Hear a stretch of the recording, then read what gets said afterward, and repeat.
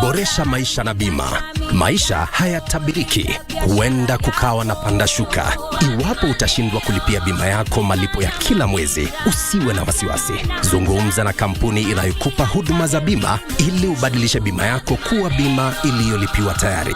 Hutahitajika kuendelea kulipa malipo ya kila mwezi, japo kampuni inayokupa huduma za bima bado itawajibika kukulipa faida unayostahili katika chaguo hili. Pata bima ili kuhakikisha yote yatakuwa sawa.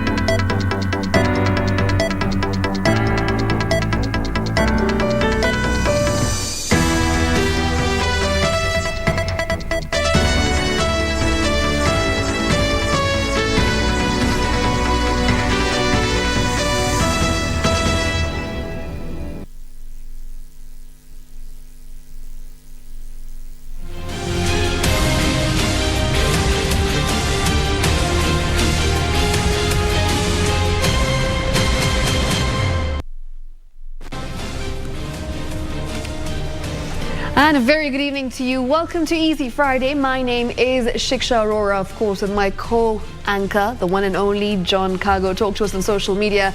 The hashtag is Easy Friday, at Shiksha Arora, at John_Kago_M. Tell us where you're watching from. And of course, we'll be bringing to you the top stories. Tonight, we've got a very interesting bulletin. There's a lot that's happening, Kago. Absolutely. And before I brief our viewers on that, we have the spotlight a bit later. Yes, do you mind just mention who you for sure, absolutely. We've got Big Pin coming up. They call me Big Pin. Yes, so that's coming up later on in the show. Remember, sports as well. The World Cup is, just around the corner, of course, and the trophy is touring. It's currently in Kenya. So that's coming up in sports plus business as well later on. All right. Well, Baba Yao is under radar Yao. I'm talking about former Kiambu Governor Ferdinand Waititu is under the radar of the Ethics and Anti-Corruption Commission. This is in regards to assets worth of 1.9 billion shillings. We brief you on that. And of course, the political trail. Kenya Kwanza is in Kilifi, Azimio is in Trans Nzoia, and as Shiksha mentioned, business sports ability. But first things first, this are the highlights.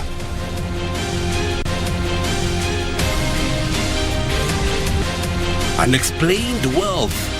Former Kiambu Governor Ferdinand Waititu on EACC radar of 1.9 billion shillings.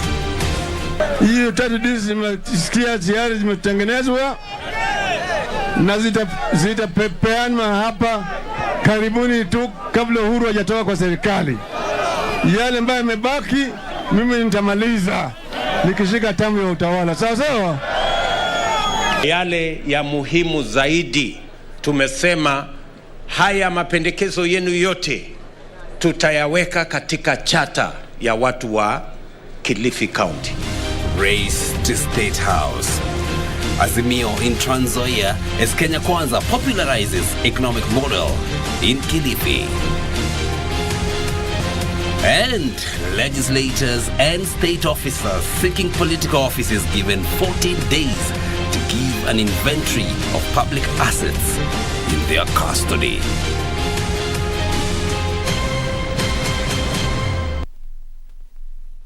Welcome back. This is Easy Friday. Our sign language interpreter is Susan Thuku. Right, let's get down to it. And the Ethics and Anti-Corruption Commission is on a trail of assets worth 1.9 billion shillings, believed to be proceeds of crime owned by former Kiambu Governor Ferdinand Waititu. The Anti-Graft Commission says it has pieced together information linking property acquired by the former governor using funds from the Kiambu County government. Now, the commission says that between the year 2015 and 2020, Waititu had amassed wealth that was not commensurate with his legitimate sources of income. Take a look.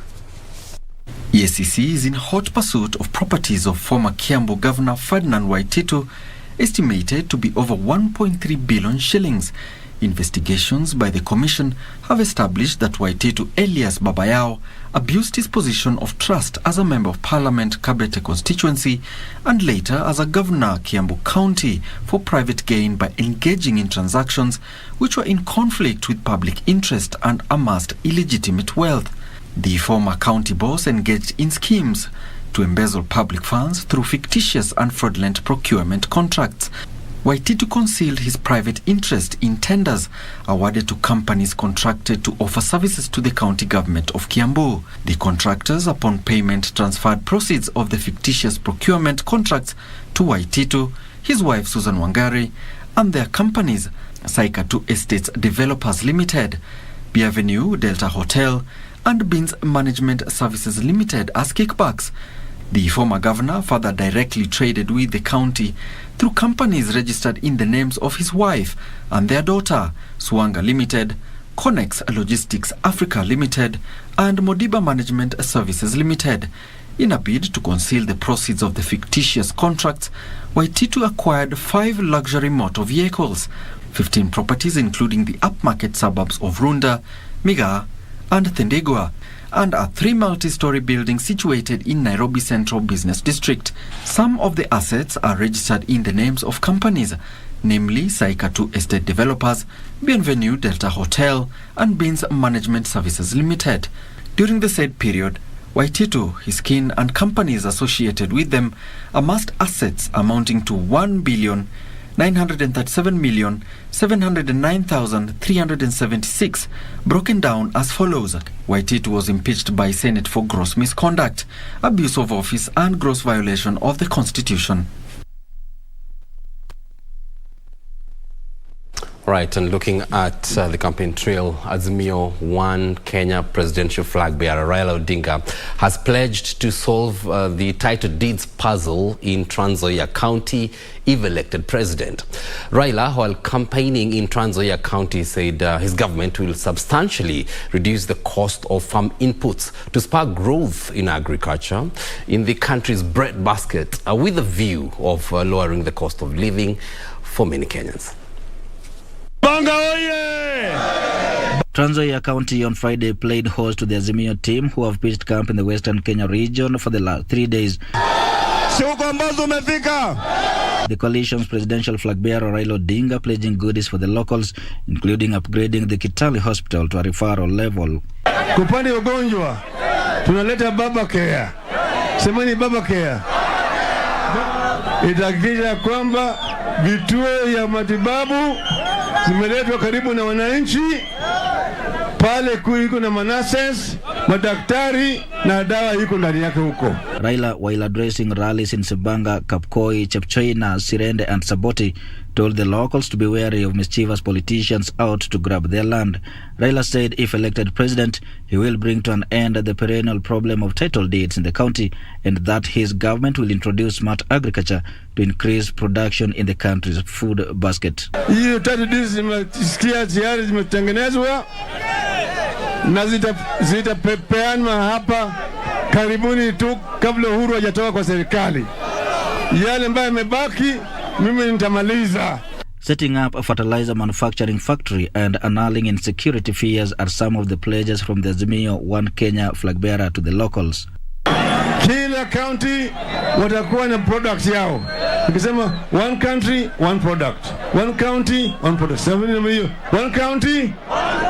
Odinga's visit to the area saw ODM gubernatorial candidate Moses Haoya stepping down for his DAP Kenya challenger George Natembeya. Na watu wengi wako na matumaini kwake. Simuko na matumaini kwa baba. Si ukombozi umefika. Baba, sisi watu wa Western tunakushukuru kwa zile nafasi ambazo tayari umetupatia. Umetupatia speaker kule Senate Mheshimiwa Marende, umetupatia yule ambaye atashika kibeti ya Kenya. Tunaenda nyumba ya baba na mama. Sema baba. Kule mlimani pahali rais anatoka, pahali mother anatoka, pahali mimi natoka, vindu vichenjanga. And while Raila was in Trans Nzoia, his running mate Martha Karua was in Molo, Nakuru County, wooing locals with the promise that their future was safe in Azimio coalition. Sisi ndio kiboko ya wafisadi hapa Kenya. Sisi ndio kiboko ya ukora wote. Tunataka Kenya ambayo inaheshimu kila Mkenya, haki zake na mali yake. Odinga, however, says for him to deliver on the pledges, the locals here must work with him side by side to ensure he wins the presidency. For the next 2 days, the Azimio Brigade will be pitching camp in Bungoma County. Wycliffe Okech is the Friday from Trans Nzoia County. Moving on, Deputy President William Ruto says his administration will focus on reviving the coconut farming in Kilifi that was once a lifeline of locals, farmers, should he become the president in the August 9th polls. Now, Ruto, who toured Kilifi and Lamu County, says he will inject more oxygen to the economy to create more jobs and income to locals, and his policies will be target specific. The Deputy President and a host of leaders in his Kenya Kwanza team promising that the people of the region will benefit from their resources and that his administration has an elaborate plan to help locals getting a footing to create wealth and opportunities. The Deputy President, who led his team for a series of meetings in Kilifi and Lamu counties in the coastal town, promised locals that his administration will center more on reviving collapsed projects in the area to spark growth and create job opportunities. Na yale ya muhimu zaidi, tumesema haya mapendekezo yenu yote tutayaweka katika chata ya watu wa Kilifi County na tutatia sahihi ili tuweze kuyatekeleza kwa mpango na tukiwa na priority list ya watu wa hapa Kilifi County. He singled out cashew nut farming in Kilifi, which he said, if well harnessed, can turn around the fortunes of local farmers for the better. Mkataba tumeandikiana na watu wa pwani, wakiwemo Governor Kingi na hawa viongozi wengine wote, is a public document. Tunataka yale tumekubaliana na nyinyi tuyatekeleze. Kwa mambo hayo yote ndo tunasema kivovote vile tutafanya juu hima, juu chini, lakini rais wa tano we nani? Mheshimiwa William Samoei Ruto. Tufanyia hili, hata saa zingine hatuyahitaji wanayotuahidi, lakini Mheshimiwa William Ruto na Kenya Kwanza ametuongoza kwa mfumo wa kumuhusisha mwananchi. While in Lamu, the Deputy President challenged fishermen to form circles, saying once he gets into power, his administration will set up a kitty for small-scale traders who can then purchase modern equipment to boost their trade. Na sehemu zingine ambazo zinafaa kuwa na bandari ya fishing port, mahali tutaland hizo fish, tuwe na cold rooms ambazo tunaweza kutumia katika kuhakikisha kwamba samaki zilizopatikana haziharibiki, na vile vile tuwe na processing program ili tupate ajira, tuongeze dhamana kwa samaki. And while Ruto was leading a team in Coast, NC leader Musalia Mudavadi and Moses Wetangula were in Western Kenya, drumming up support for Kenya Kwanza, urging locals not to be swayed by opponents who have nothing to offer. Kwa hivyo tumeweka mkataba kwamba kwa serikali ya Kenya Kwanza tunataka eneo ya magharibi ipate kilomita 1000 kilometers. Ruto ako plani anashuka upande wa Mombasa. Wetana Musalia tuko Ingo. Wangapi mtasema mnapiga kura kwa William Samoei Ruto? And his running mate Rigathi Gachagua was in Elgeyo Marakwet, where he promised locals that security will be top in the priority of the Kenya Kwanza once it gets into power for meaningful development to be realized in the area. On behalf of William Ruto, myself and all of us, that within 100 days, the issue of insecurity in Kerio Valley will be settled once and for all.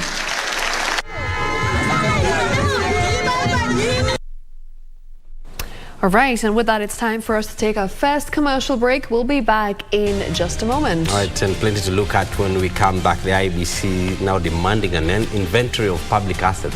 that's being held by members of parliament, senators, governors, and saying if they will be found to have engaged in any dubious deals, they'll be barred from contesting in the August 9th elections. Let's look at that and more stories. Business, of course, and Market Express with sports a bit later. We're back in a moment.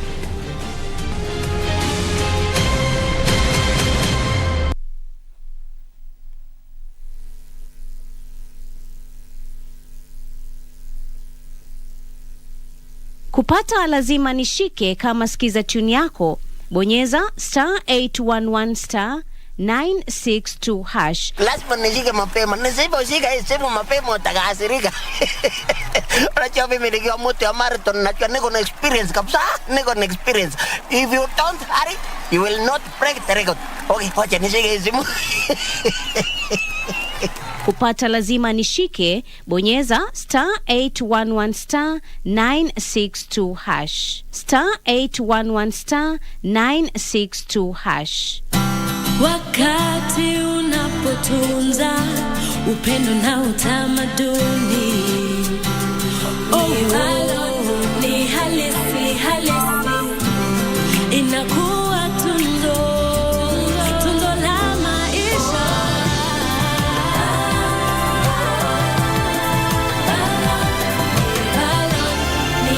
Lets you shine. The Board of Trustees of Teleposta Pension Scheme and Fund advises all members that the 2021-2022 Annual General Meeting shall be held virtually on 31st May 2022 from 9:30 a.m. to 12:30 p.m.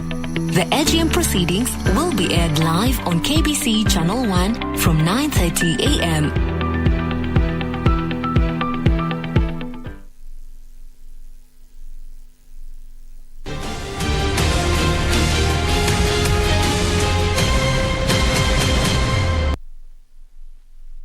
All right, and welcome back to Easy Friday.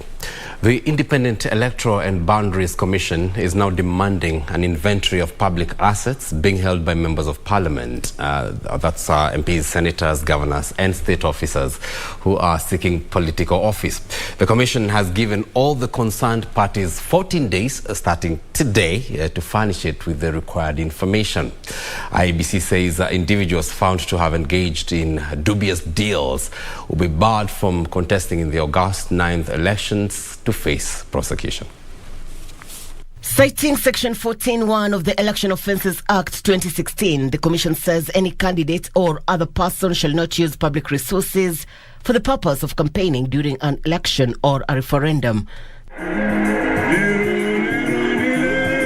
The electoral body warning members of parliament, senators and governors from using public resources in their campaigns, failure to which a candidate will be liable on conviction to a fine not exceeding 2 million shillings or imprisonment for a term not exceeding 6 years or to both. IEBC says any candidate who is a member of parliament, a county governor, a deputy county governor, a member of a county assembly, an employee of a statutory corporation or of a company in which the government owns a controlling interest is required to state the facilities attached to their office. IEBC, in a statement once, the indicated information submitted to 6th floor of Anniversary Towers in Nairobi County before the close of 2 weeks from May 27th, 2022. According to IEBC, a member of a commission, any person designated by the commission or any authorized agency shall have the power to impound or to order the impounding of any state resources that are unlawfully used in an election campaign. Irene Mchuma, Udim, Easy Friday. Now, a section of the civil society organizations say the continuing move by coalition of parties to zone parts of the country will breed resistance among citizens before and after the August 9th polls. Now, the organizations under the Uchaguzi platform say the pre-election environment is already polarized and needs to be checked. 6 civil society organizations under the banner of Uchaguzi platform have criticized the IEBC for failure of standing firm in curbing various electoral malpractices during the pre-election period. The CSOs says that the country is already divided along political parties' ideologies, a division that they claim threatens the electorate's freedom of movement and expression. We foresee this to be a great risk in dividing the country and even polarizing if this is not stopped. The civil watchdogs argue that the IEBC is yet to separate the wheat from the chaff by enforcing the integrity card. Ukiangalia watu ambao walikuwa na kesi za ufisadi ama hatia zingine mwaka uchaguzi uliopita, tuliona ya kwamba wakati huu wamepatikana tena na kesi zaidi. Kwamba tukiendelea kupitisha watu hawa, basi nchi yetu itaendelea kufilisika. Speaking in Mombasa after 2 days conference, the society gatekeepers also expressed concern on the rising case of cybercrime, particularly across social media platforms.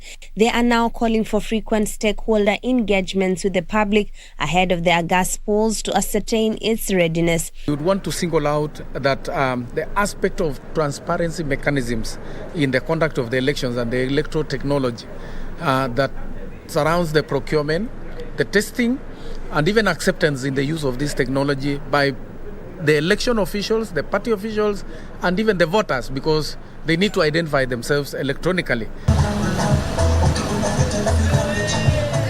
Meanwhile, Muhuri NGO and IEBC in Mombasa County will be holding a peace caravan. They have urged the youth to be ambassadors of peace and resist any attempts to be used to fuel violence during the political gatherings. Tuzungumze na watoto wetu, vijana wetu, wasikubali kutumiwa, wasikubali shilingi 200 kuchoma nyumba ya mwingine, wasikubali shilingi 200 kuwa na matusi, wasikubali shilingi 200 kuleta vurugu.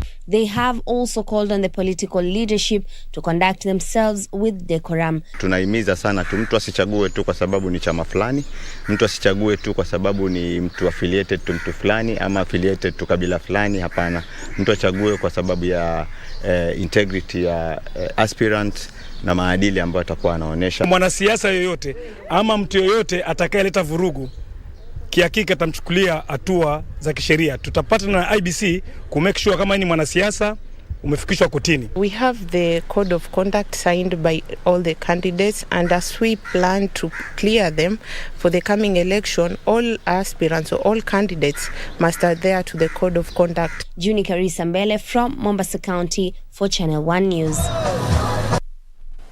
All right, now the National Defense College will acquire full university status in July this year after being awarded a university charter by President Uhuru Kenyatta in May last year.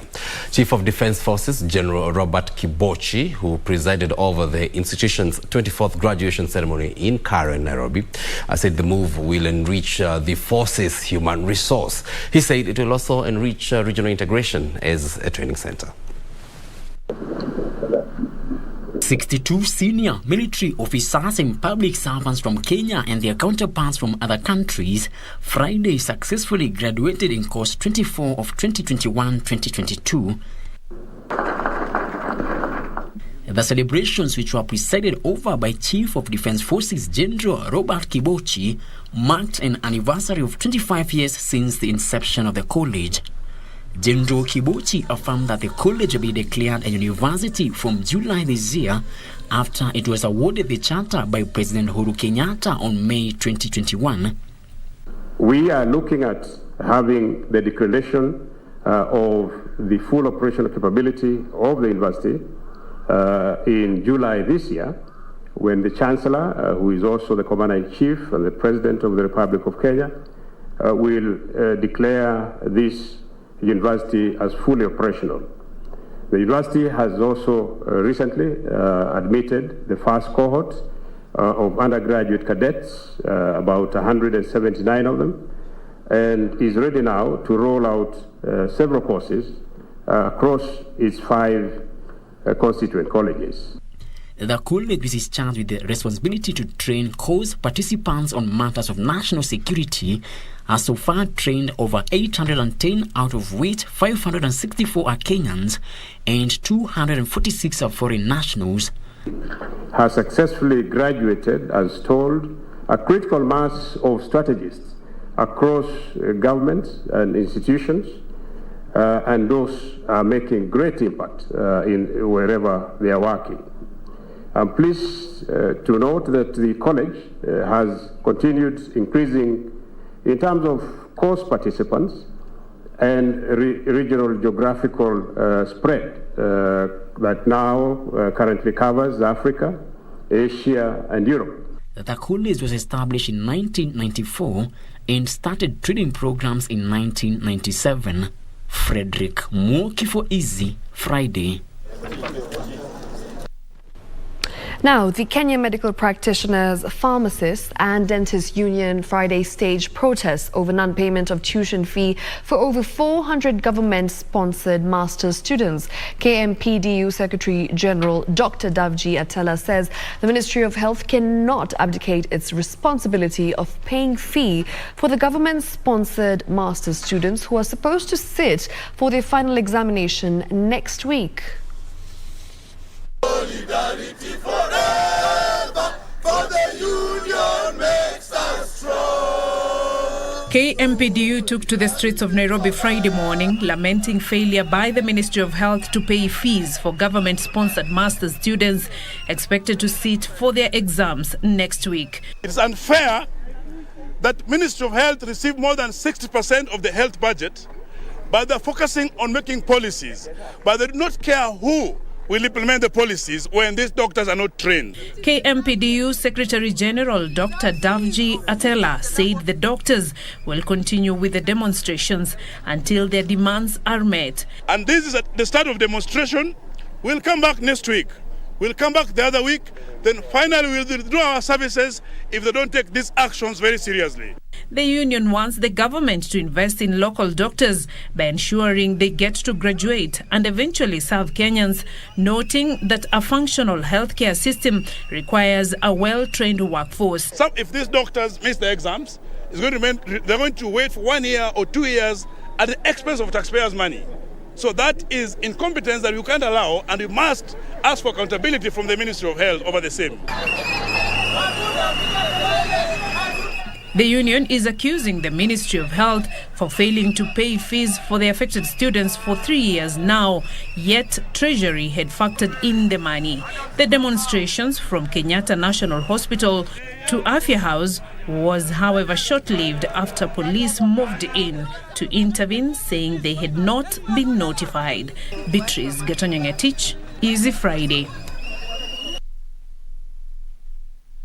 All right, and it's time to unwind as we end the week. All protocols observed. So we bring you on board the online keyboard warriors. All right, now this week the arrival of FIFA World Cup trophy in Kenya caused a stir not only to soccer lovers but also to the noses netizens. This is our weekly dose from the savage netizens.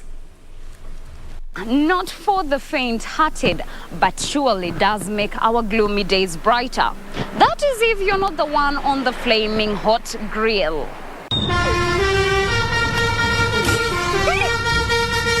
All hail Super Metro, who have decided to give Kenyans a pocket change when most things seem to be going deep south. The Sacco new route to Kitengela charging only a fee of 50 shillings instead of the usual 100 shillings has received a major buzz on social media. Nixon tweeted, Super Metro giving Rainbow Sacco sleepless nights. Then another thread went like this, Amadeus. Super Metro are now on Mombasa Road charging 50 shillings all through to Kitengela. Plus they are clean. Bye-bye Karuri. Skeleton emoji. I guess that means RIP. Mueni response, wakuje rongai sasa aki. To which she was responded to by Mark. They only operate in Kenya. Savage. Wanugu has started simple maths on his end. He tweeted, Kitengela to Nairobi Super Metro is charging 50 bob and 1 bedroom there is 8K. Are you thinking what I'm thinking? That math is mathing. And the annual national prayer this week found some Kenyans clueless. Daniel asked, how many national prayer breakfasts does this country have? Mwakenano, mlisema Kenya watu normal wamebaki wangapi? Ferdinand Waititu, aka Baba Yao, as in a flash of second became wealthless after literally every coin he had has been attached by the state, or has it? On this matter, I'm here to confirm the netizens are not that kind. Deuce tweeted, I love this. We are repairing this nation bit by bit. Omari, chukua yote. Now the much-awaited arrival of the cup that can be touched with bare hands by only the head of state made its way to Kenya this week. Geotex tweeted, things we love to see as football fans. We are lucky as Kenyans. Oh, Slim, for the first time, something did get lost on the arrival at the airport. Kuchoma. Skete, FIFA banned Kenya. Laughing emoji. The irony. Kadogo, enyewe we are the bosses of Africa in terms of sports. Tulibaniwa kucheza lakini World Cup trophy iko kwetu right now. Laughing emoji. Well, I hope you did get your chance to view the World Cup trophy. I did not. But that is it for us today. Catch you next week on Savage Netizens. For Easy Friday, I am Teresa Mutai. Quite an interesting piece there. Speaking of interesting, another one, which obviously is my favorite segment, My Culture. And now, among the Abaluya community, when a polygamous man dies, his remains are traditionally buried in the first family's homestead. In the event this tradition is not adhered to and a complaint is successfully lodged, then an exhumation of the body is ordered to correct the anomaly. Such is what befell a family in Malava, as Jack Kiwambiru now explains in tonight's edition of My Culture. Take a look.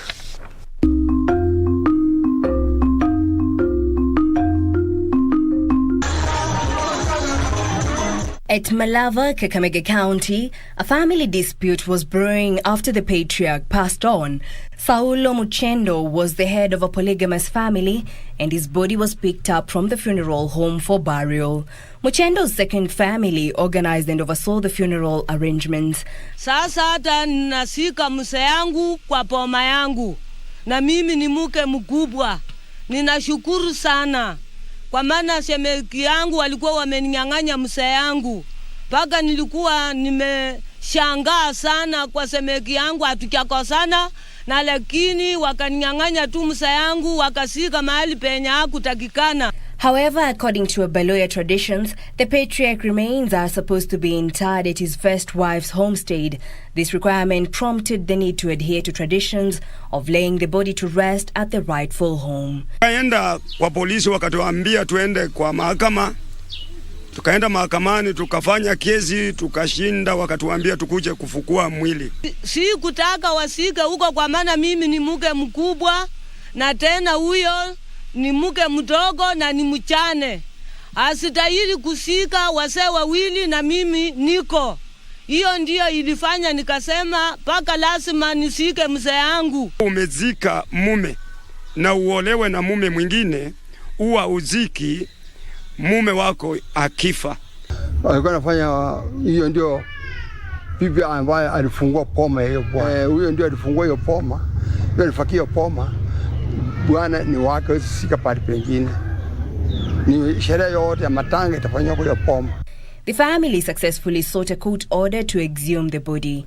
On the material day, the exhumation was witnessed by the first family, security agencies, residents excluding the second family. Mimi nimekuja tu hapo kutazama kuhakikisha kwamba mwili umezikwa vile inafanyika katika mila na desturi zetu. Kulingana na marehemu alikuwa ameweka mwelekeo kwamba atazikwa kwa pipi mdogo, ambayo kulingana na desturi na mila zetu mara nyingi wanaume huwa wanazikwa kwa pipi mkubwa.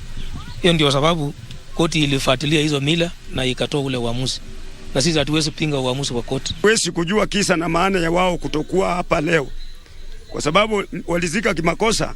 Wanaonekana tena wakiparticipate kwa siku ya leo, maybe watachukua laana, kwa sababu hata sisi tunatoa, kwa sababu kwa sheria ya Mluya nyumba hii yote, jamii yote mbili itachukua laana kwa sababu haitendeki hivyo kwetu.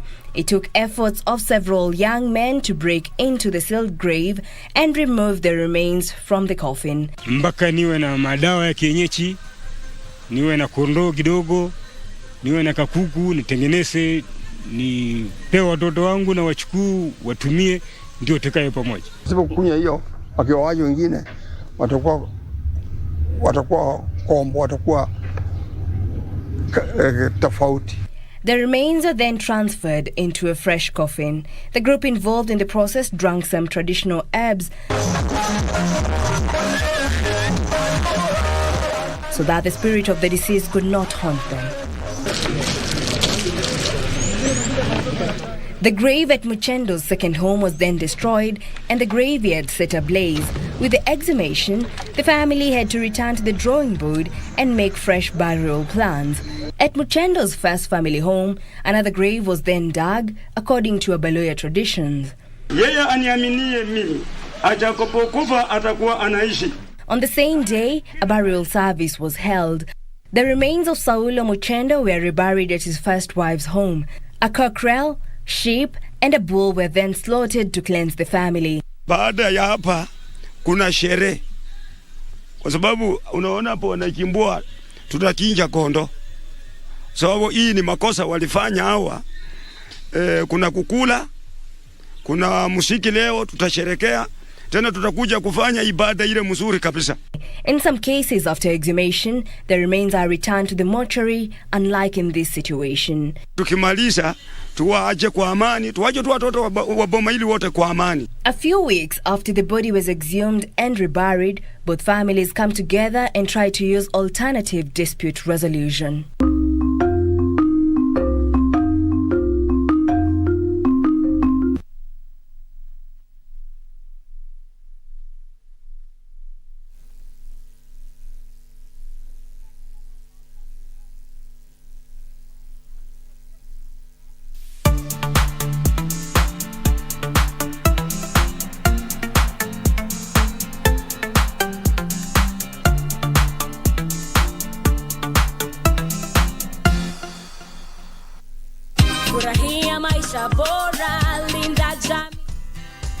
Banki imeconfirm pesa zimeingia. Congratulations Sam, gari ni lako sasa. Shukran. Oi boss, si uniache insurance yako nitumie kabla nijipange. Insurance ya gari haiwezi kuwa transferred kwa mtu mwingine. Sina habari na nikuulize, hii comprehensive insurance inakava vitu gani? Comprehensive motor insurance inakava gari linapoharibika wakati wa ajali pamoja na uharibifu wa mali ya mtu mwingine, gari likiibiwa au likichomeka. Pia inakava passenger wa gari lako na passenger wa lile gari lingine kunapotokea ajali. Kwani umenisahau mimi kama driver? Dereva hakui covered na comprehensive insurance, ila anajitafutia personal accident cover. Umenichanua. Rose, hata nishughulikie hiyo insurance, nitakujia gari kesho. Okay, sawa.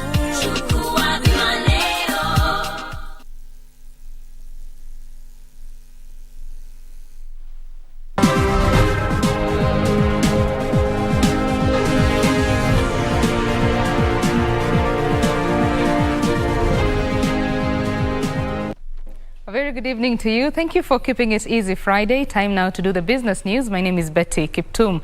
Now, the Insurance Regulatory Authority is probing underwriters' premium rates for border operators. The authority says overcharging is a major hindrance for millions of riders planning to buy insurance cover. IRA Communications head Noela Mutanda says border riders should acquire licenses from insurance agents and brokers to avoid paying errant entities that fail to remit payments to insurers.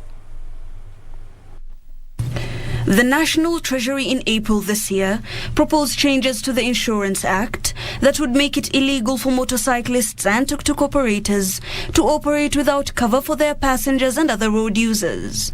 The new directive is set to bring in a new business line for insurance companies who will provide cover for the nearly 1.5 million motorcycles plying various routes in the country. This has seen errant agents and brokers dupe border riders, making them pay for non-existent premiums. Deal with a licensed agent, because then when they're doing that, then the company, you can be sure that you're dealing with somebody who is legitimately practicing in the industry.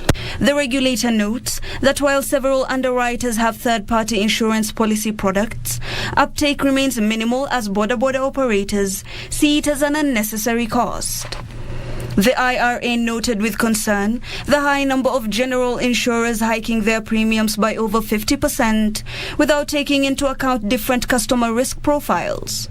Furthermore, riders are turned away by the emerging cases of fraudsters who aim to take advantage of the new gap.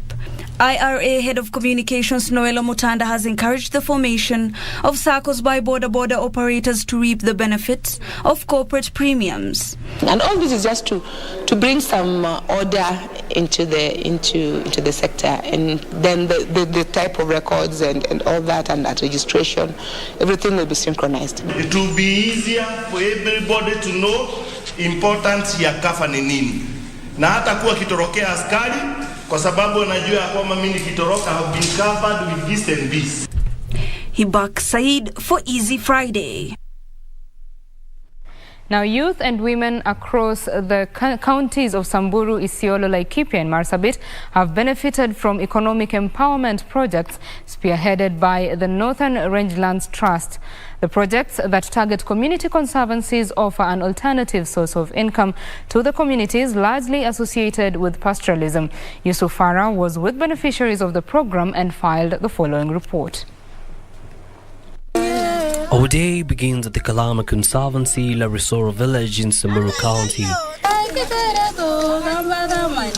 In this homestead in the Conservancy, we meet the starbeaters deeply engrossed in their craft. Traditional songs keeping them company as they chant away the morning.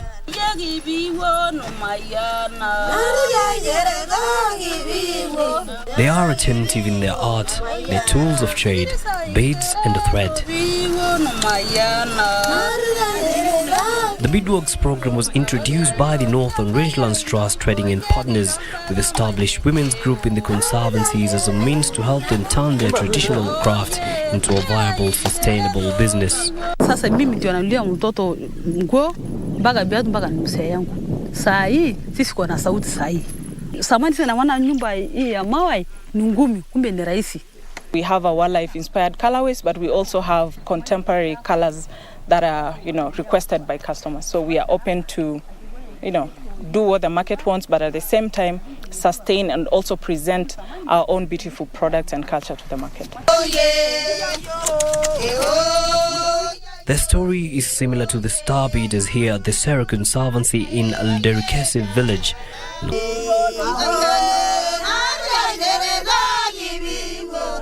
The starbeaters say prior to this, they will be fully dependent on the men of the house on basic needs which put them at a disadvantage whenever the men couldn't make ends meet.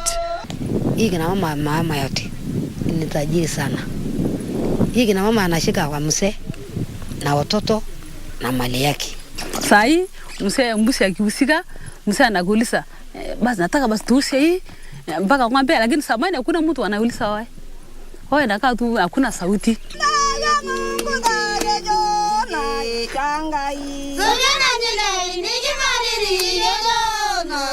Beadworks now has 1,190 active members.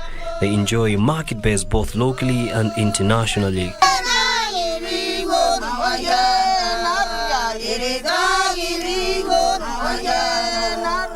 They earn their coin through the Northern Rangelands Trust sales, and the money is channeled to their mobile wallets.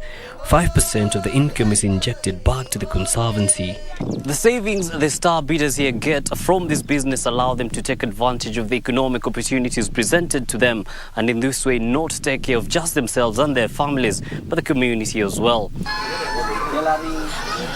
We leave for Arches Post Town, where we meet 24-year-old Florence Lol Churaki, a beneficiary of the Ujuzi Manyatani program, which equipped her with skills in hairdressing and mobile phone repairs. Niko na mtoto kwa shule. So hiyo pesa ambayo napata kwa kosi yangu inanisaidia pia familia yangu, hasa wazazi wangu wananitegemea mimi. We would like really the government to adopt Ujuzi Manyatani as a training model so that more people will be reached through this initiative. We are at the Lengusaka Trading Center, where behind me is the Ujuzi garage owned by one of the Ujuzi Manyatani beneficiaries. And we're going to talk to them and take a look at how a normal business day is for them here. Simon Lippermoy owns this garage which repairs motorcycles and sells repairs for the SEM. He recalls his past life before joining the program which took trainings to their manyatas.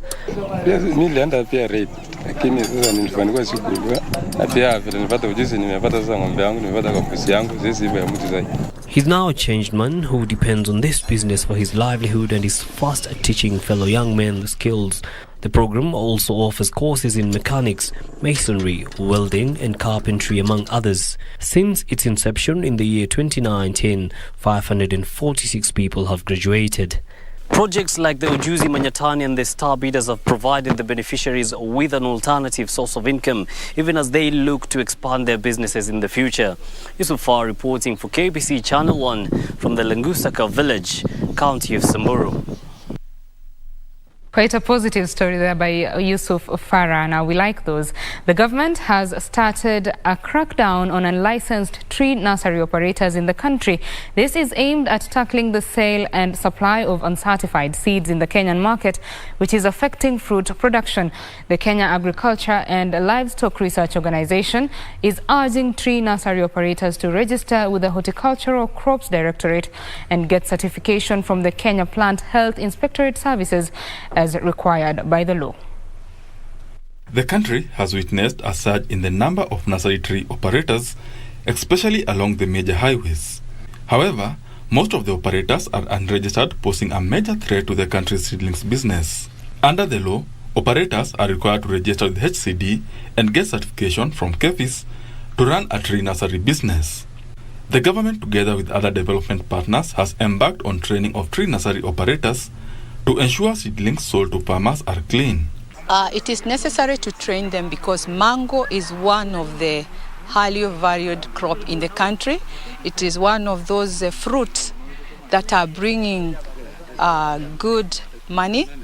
Like last year, that is from 2019 to 2020, it is ranking the second from banana, and it brought a value of about 15 billion. The project, dubbed Markup Kenya, is being implemented by the United Nations Industrial Development Organization in partnership with the government and the European Union. To increase nursery operator skill sets, the EU-funded Market Access Upgrade Program and Kenya Agriculture, Livestock and Research Organization have trained tree nursery operators from Makueni, Embu and Machakos on proper clean mango seedlings husbandry to ensure operators produce clean planting material. Tulikuwa tunataka tuwafundishe vile wanaweza kutengeneza nursery zao ili wakulima wengi wasikose mahali ambako kwa kwenda kutafuta nursery ambazo ziko certified. Soko ya European Union huwa iko na value ambayo iko juu kidogo, na tunaweza himiza wakulima wengi wakipanda maembe waweze kujua ni variety gani ambazo hiyo soko inahitaji. Farmers have been advised to source for mango seedlings from accredited nurseries to produce quality fruits that can compete in the international market. The Markup program aims at promoting food safety and market access for selected Kenyan produce locally, regionally and internationally. That's it for the business news this evening. My name is Betty Kiptum. Do enjoy the rest of your viewing. Bye-bye.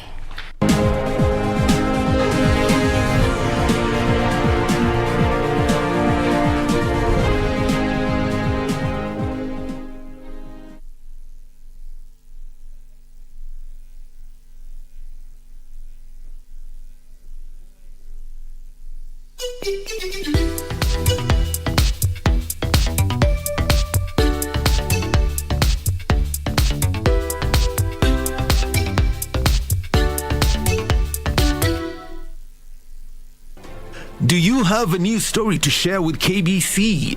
Get in touch swiftly on email news@kbc.co.ke or call 0723-892-654 or 0734-780-124.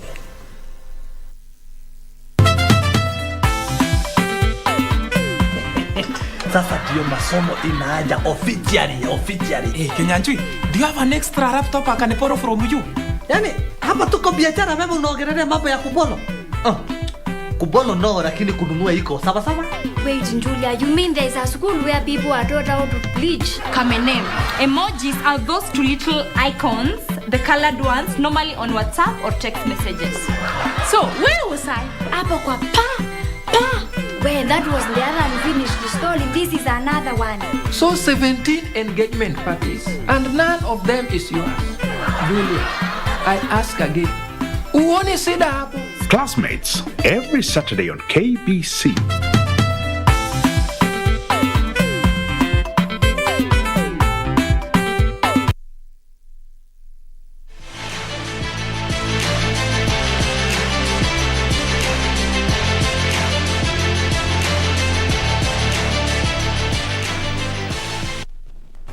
Thank you for keeping it easy Friday. Let's now shift focus to Marta Sports. My name is Karen Kibet.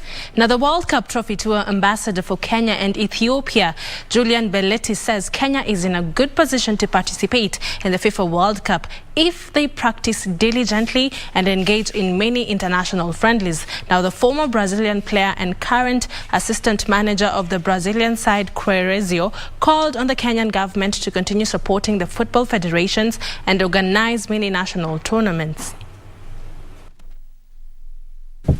Speaking at a World Cup public viewing event at KICC, Kenya and Ethiopia World Cup ambassador Juliano House Belletti hailed the Kenyan government for showing their professionalism and desire to participate in the 2026 World Cup Games. And what can I tell you? It's about discipline, it's about teamwork, it's about competitivity, and you need to believe. You, of course, to have fun. Football is about joy. He also stated that although Kenya is not in a good position in football, if they put the right structures in place, their dream will come true. Around the world, you have a lot of people who really love football because football is magical. We understand how the people love to go to the stadium to see his idol, the best players in the world, the best managers. Now in the next World Cup, for sure, we really enjoy because we have a lot of quality. The trophy landed in Kenya Thursday afternoon for a two-day tour and was hosted by President Uhuru Kenyatta at State House, Nairobi.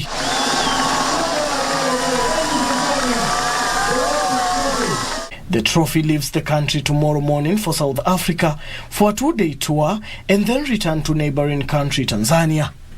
For Easy Friday Sports, I'm Daniel Mwendwa.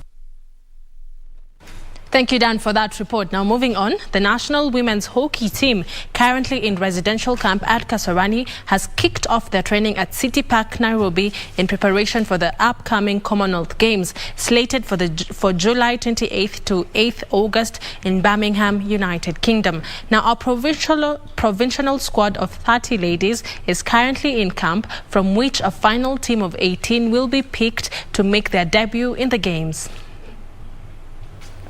The Kenyan team, which recently took part in the African Cup of Nations in Accra, Ghana, where they bagged bronze medal, are in high spirits as they prepare to represent the country at the club games.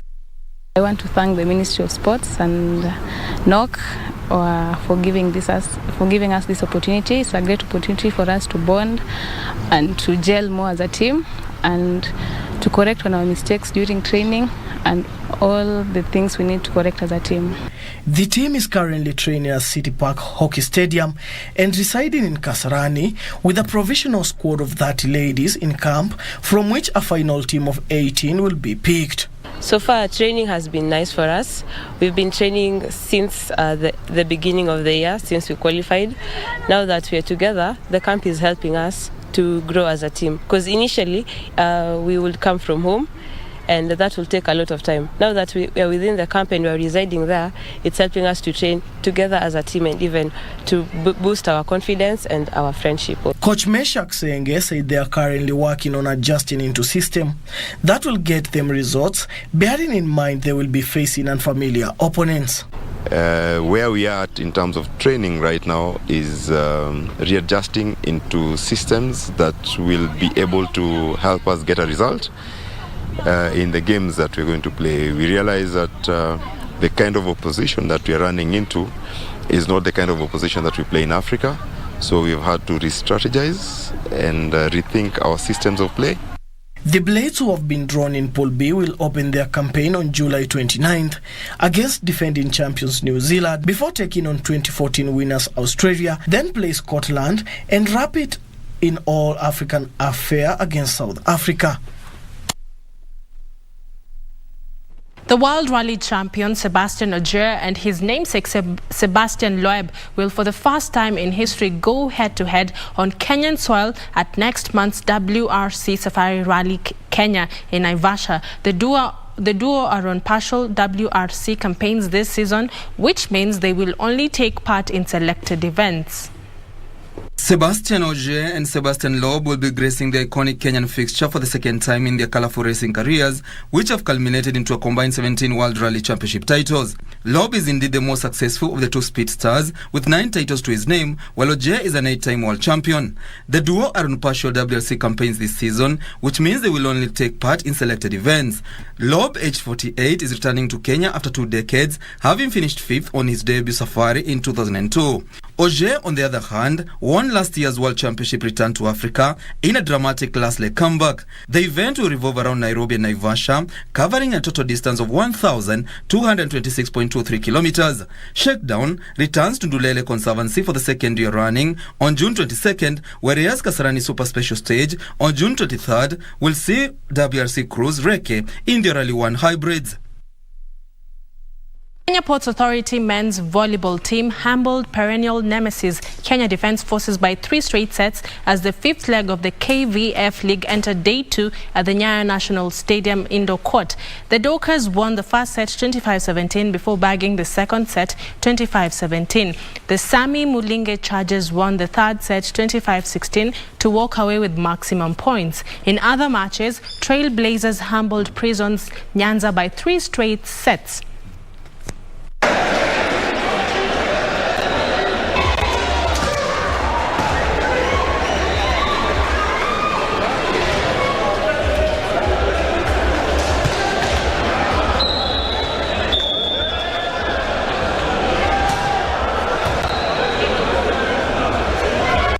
Times UEFA Champions League winners Real Madrid will battle it out with English Premier League side Liverpool in tomorrow's UEFA Champions League final to be played in Paris, France. Liverpool have won the title 6 times. Liverpool and Real Madrid will meet for the 9th time, the Reds having won the first final back in 1981, scoring 1-0 before Real Madrid beat Jurgen Klopp's side 3-1 in 2018. Liverpool are looking to win the Champions League for the 7th time in their history. Victory in Paris will take them level with AC Milan, who have won the league 7 times, while Real Madrid, who have won the league 13 times.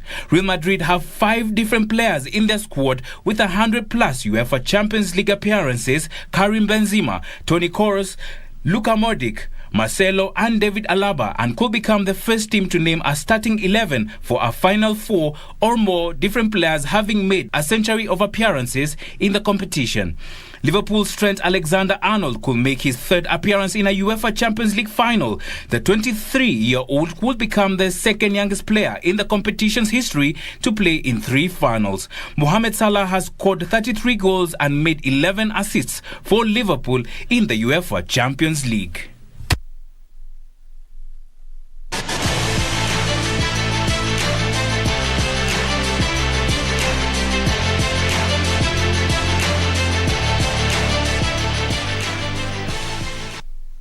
And those are all the sports stories we had for you tonight. Make sure you don't miss out on that UEFA Champions League final. It'll be going down at 10 p.m. tomorrow on Saturday. Have yourself a peaceful night. My name is Karen Kibet. The broadcast is not yet over. I hand you back to John Kago.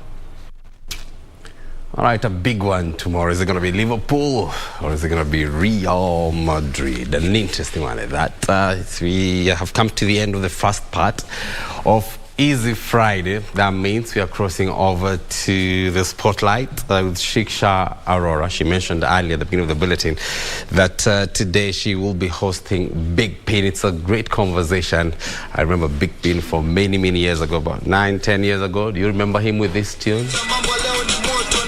Do you remember that? All right, that and much more. Many thanks indeed for watching. My name is John Kaga. Good night. So long.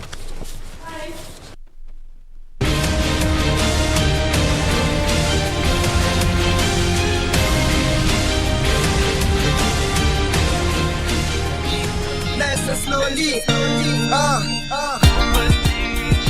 Let me walk with you, talk till you know how you feel. Songa karibu mpenzi wangu, you're so sexy. Kila siku juu yako. Songa karibu mpenzi wangu, you're so sexy. It is you I think about when I wake up in the morning. You I think about when I'm walking in the day.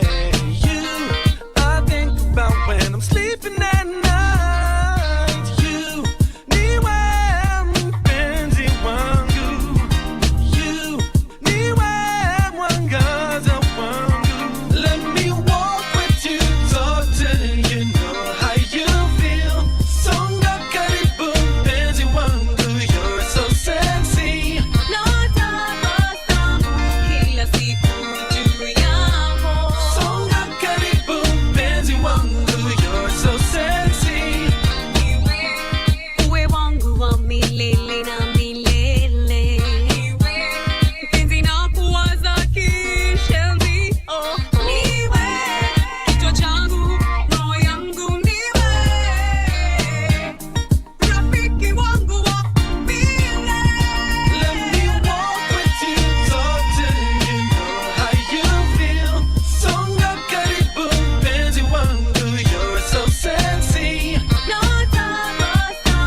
Kila siku juu yako. Songa karibu mpenzi wangu, you're so sexy. Let me walk with you, talk till you know how you feel. Songa karibu mpenzi wangu, you're so sexy. Kila siku juu yako. Songa karibu mpenzi wangu, you're so sexy. Twende nani wewe wafanya moyo wangu dunde kwa masekunde, ni kama nimefunga dude ama nimepatiwa recording deal ya bure. Ndio sababu nataka uwe wangu wa milele. Your smile, the way you walk, the way you talk, inafanya kila mtu aseme oh my god. Inafanya heaven and earth to come to a stop. Sema kweli my girl, you're too damn hot. Hey. Walk with you, talk till you know how you feel. Songa karibu mpenzi wangu, you're so sexy.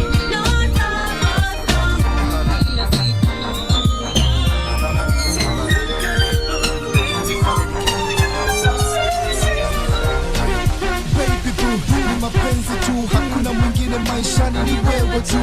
Vile unatabasamu kila saa, inabaki nimekaa, nibaki nimezubama. Na hii ni kweli ma, nisikufichi ma, hii ni mapenzi kutoka kwa roho ma. Ningependa kueleza jinsi umenifanya nikakupenda, ndo ninasema you're my only strength, you're my only weakness. You're the kind of girl I want to be seen with.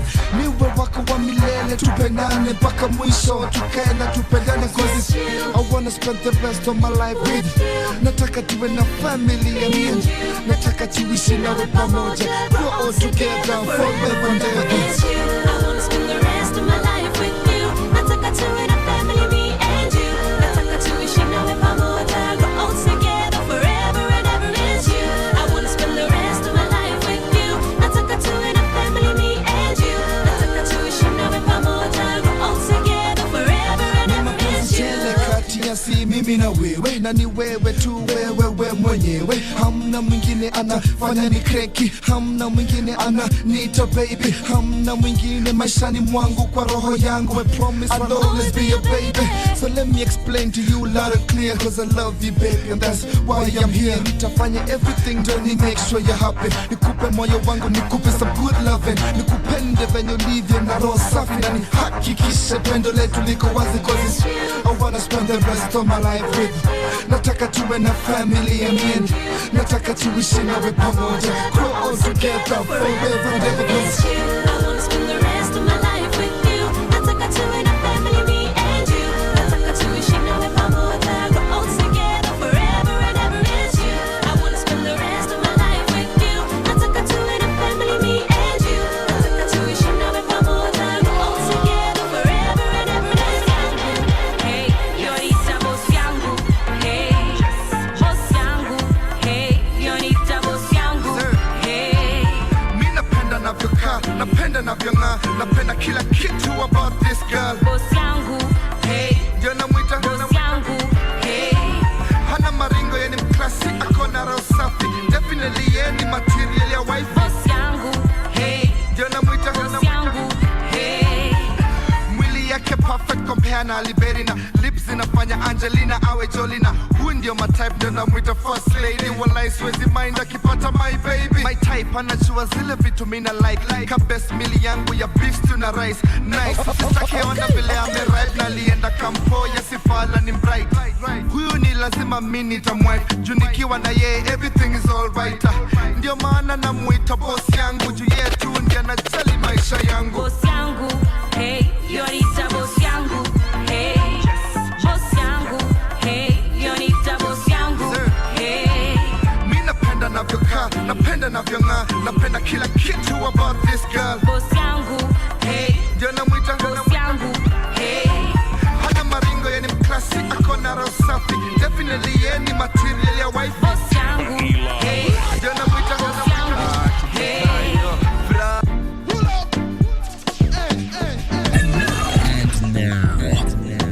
Live on the decks, bringing you the hottest sounds.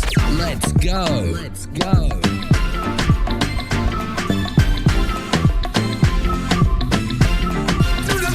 You see that thing you got, my baby girl? Why don't you move it for me? Thing you got, my baby girl? Why don't you move it for me? Move it for me, move it for me, move it for, move it for, move it for me, move it for me, move it for me, move it for, move it for, move it for me. I say my wind fly, baby you go go. Just wanna take you to the floor. Wind fly, when you say coco. Tell them Christopher says so. Neza sema niko mad over you. Tuna run down yangu basi. Come closer bunda unkushow vibe yangu. Anytime too, kipiga he Santa Boo. Endo my punta kuripit ka deja vu. Move it for me, jukuna filo many bantama. No meji bente ba design ya kantama. Faster ma, agiza think wa counter ma. Wendo my type will design ya rankada. You see that thing you got, my baby girl? Why don't you move it for me? Thing you got, my baby. Move it for me. Move it for me. Move it for me. Move it for, move it for, move it for me. Move it for me. Move it for me.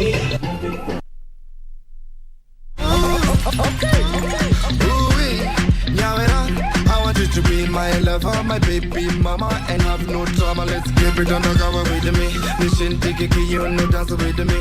My soon sugar, my baby, my sweet.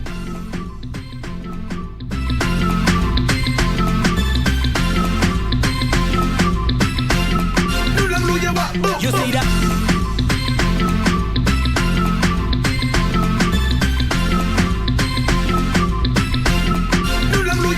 You see that? All right, of course, this is Easy Friday. I am Shiksha Arora with the one and only DJ Koljax on the decks, doing his thing as always.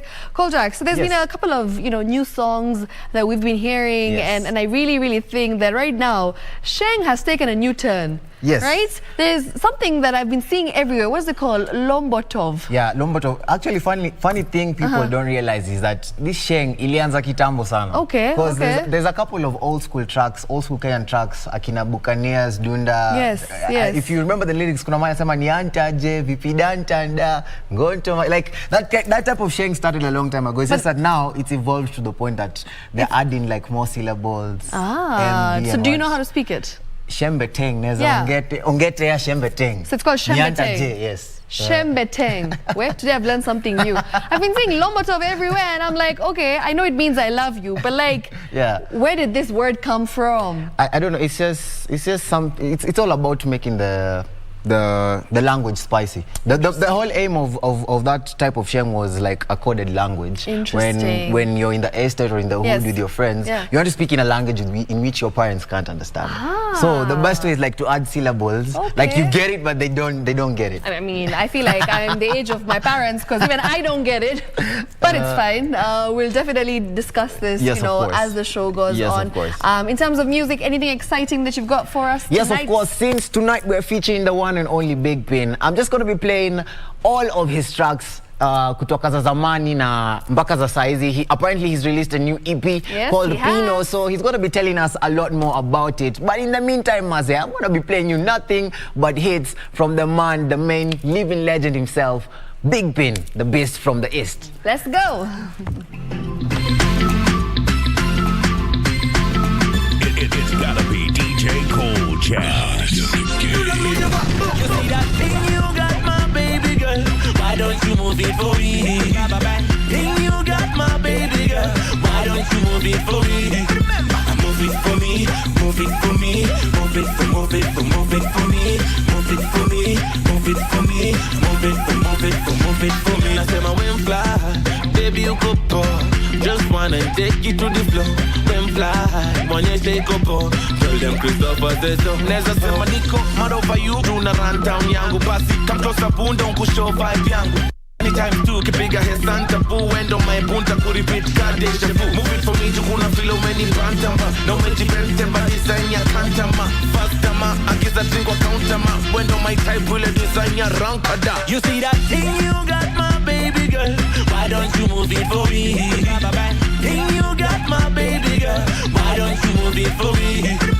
Move it for me, move it for me, move it for, move it for, move it for me, move it for me, move it for me, move it for, move it for, move it for me. I say my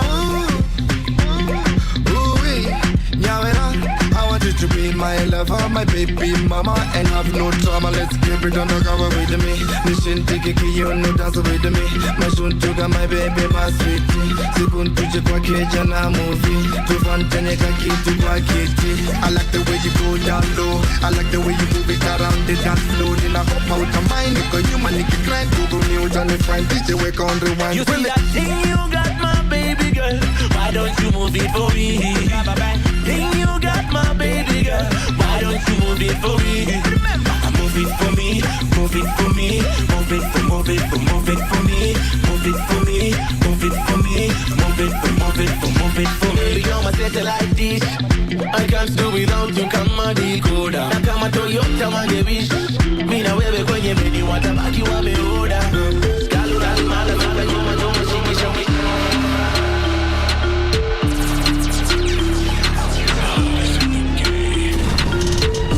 Audio, sweet audio, piga request icheze kwenye radio. Audio, sweet audio, piga request icheze kwenye radio. Audio, sweet audio, piga request icheze kwenye radio. Audio, sweet audio, piga request icheze kwenye radio. Change of energy now, more vocal. Change my strategy na try go global. Flow so elegant, flow not local. I keep my melodies clean, no auto. Next time you see me, please take photos. It took me a while to recharge this emotion. Feeling alright and my vibe is in motion. Hit a bang across the whole nation. Na majirani wangu wa pale Kanyabondo. Kago kienda slogan ya ukorongo. Nishatuma salamu kwa wale mamorio. Wale mahasla wa kusaka bila mangori yo.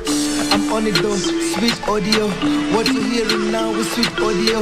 Ongeza volume juu hapo kwa stereo. No piga request icheze kwenye radio. Audio, sweet audio.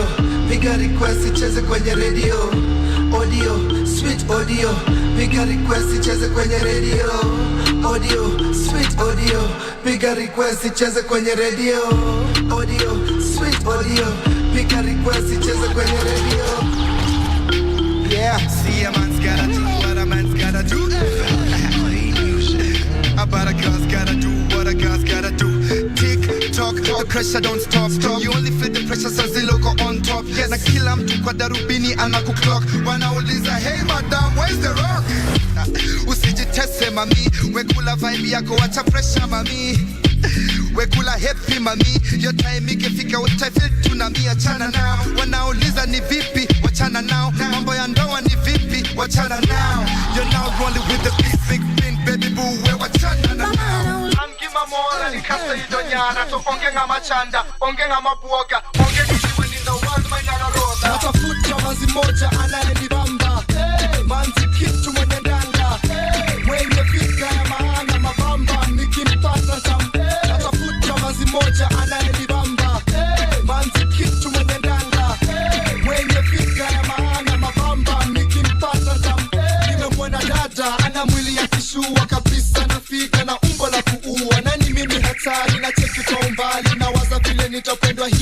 serikali na bado nakwambia mambo bado muwako tobako za afkwende njaro mamazi wakijiseti wakiuma vako na cheki ni mgani na muliza niaje na unaitwa nane na mina kutamani Antima mora ni kasa idonyara to onge nga machanda onge nga maboga onge anyone in the world manyala roga tafuta mazi moja ananibamba manzi kitu mwenye ndanga mwenye fika ya maana mabamba nikimpata tafuta mazi moja ananibamba manzi kitu mwenye ndanga mwenye fika ya maana mabamba nikimpata ya watoto don't do this to me I thought you and the beast we were meant to be don't play my head I'm not in class 3 I'm an educated man with a PhD natafuta mazi moja anayenibamba mwenye ndanda nikimlaza kwa kitanda na mpakata na mwambia achore saba napeleka nyuma na mbele bumper to bumper natafuta mazi moja anayenibamba manzi kitu mwenye ndanda mwenye figa ya maana mabamba nikimpata natafuta mazi moja anayenibamba manzi kitu mwenye ndanda mwenye figa ya maana mabamba nikimpata ajuda my dear ajuda kimanichimia ajuda makonya kawia ajuda it is very weird basi mwambie ni hivi songa karibu ni wewe na mimi peleka mdogo nice and easy ya penzi unanihisi lakini natafuta mazi moja anayenibamba manzi kitu mwenye ndanga mwenye figa ya maana mabamba nikimpata natafuta mazi moja anayenibamba manzi kitu mwenye ndanga mwenye figa ya maana mabamba nikimpata It's the beast from the east. Natuko tu pacha kwani my house kinene, my car kinene, account kinene, I'm a big kinene, my gas kinene, my wallet kinene, my name kinene, I'm a big. So if you do not know me, just Google me. Just Google me. If you do not know me, just Google me. Just Google me. Just Google me. I am originally the Luo Flow rap king internationally. Coincidentally, I've been lyrically off this music scene. Just Googling me. I spend big money. I'm not broke nanny. I spend big money, even tastes like money. So talk big money or don't talk to me. We're not on the same level intellectually. How educated can a man be if he does not even have a PhD? How dramatic can a man be if he does not own a 50-inch TV? I only date very pretty women and I make sure they've gone to VCT. I fly first class even when I drive. Baby, my whole life is VIP. My house ginene, my car ginene, account ginene, I'm a big ginene. My gas ginene, my wallet ginene, my name ginene, I'm a big. So if you do not know me, just Google me. Just Google me. If you do not know me, just Google me. Just Google me. I just landed at Dubai airport once again, and I'm in a Ferrari riding me home. There's one for my luggage, one for my iPhones, one for myself to take me till home. My destination is not known, so I make a quick phone call international. Safaricom roams around me, so I do not buy scratch cards or VIP.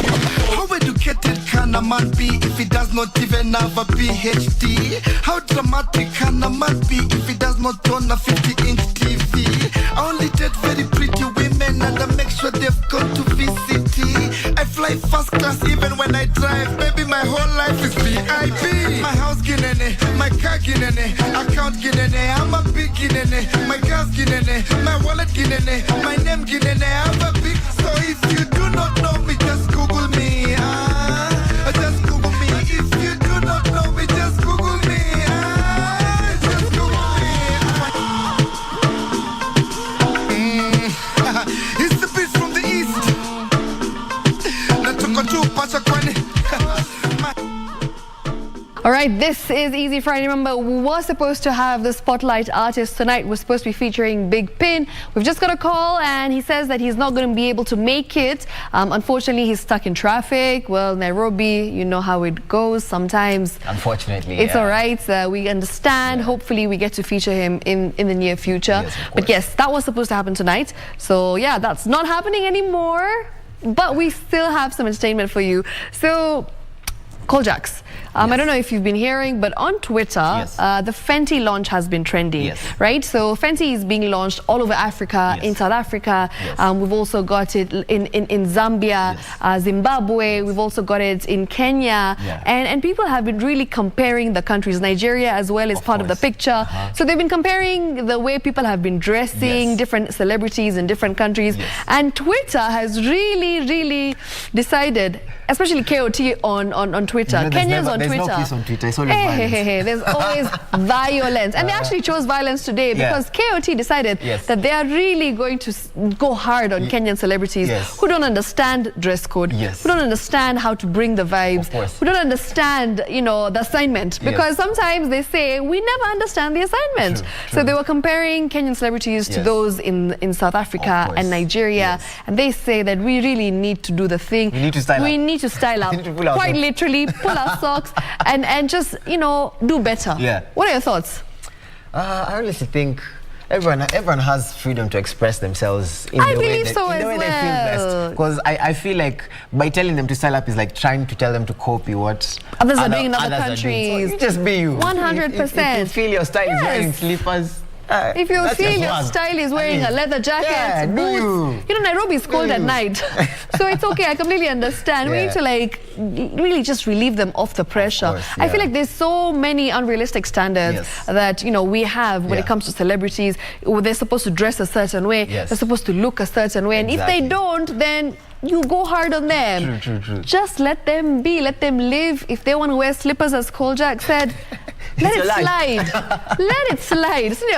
Very true. Absolutely. What's coming up next on the playlist? Yes, of course, a couple of more big pin tracks. Atakama, he's not coming through. He's a legend. We still have to pay our respects by promoting his music, of course. And I've played a couple of his tracks from his brand new EP, Pino. Actually, one of the tracks is called Sweet Audio, and I really liked the vibe on the tracks. And I actually like what artists are doing nowadays. The artists from back in the day, I'm seeing most of them have woken up and getting into reinventing, rebranding. Exactly. I love it too. It's actually a really good thing. They should keep on doing that, actually. 100%. I mean, the likes of Nameless still here. Wow, who is still out here doing her thing? Nonini dropped an album recently. Waire, Red Sand. So they're still out here. They're back. They're back again. So the future of music is looking very bright. All right, let's get to the playlist.